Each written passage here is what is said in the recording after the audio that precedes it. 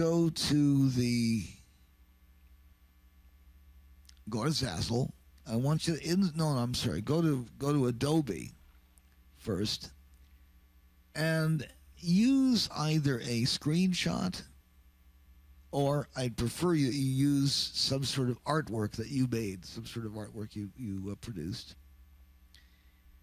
And the very first thing I want you to do is take the artwork and go to Redbubble with it and put it up on Redbubble and see the various things that it makes. Then take that same image, just the one image, and go over to Zazzle and put that image on as many things as you think are appropriate in one single grouping. That's one single cellular grouping of related objects, okay?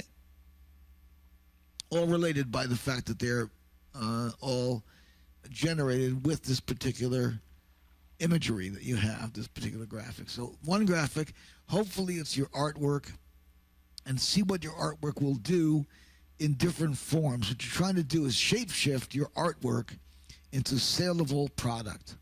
Okay? See what happens. And you can put them up leave the default of 5% on there, so you'll have a lot more sales that way, because it's at cost. It's the same thing as you're going to get from my stuff on the wholesale. That's the wholesale. Just leave the 5% default there. All that's for is to pay for your paperwork. That's all that's for, is to pay for your paperwork. Okay? And that's your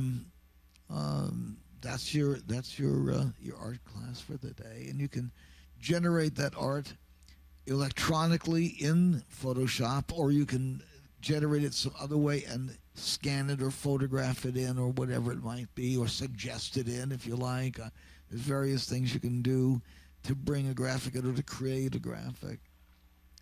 You also can use things in Photoshop, such as textures. Conte Crayon, for instance, works really well, stuff like that, you know.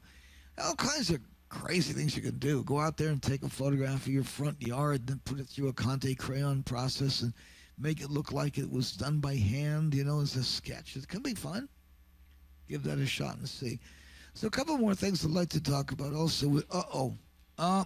Can't do it. All right, go.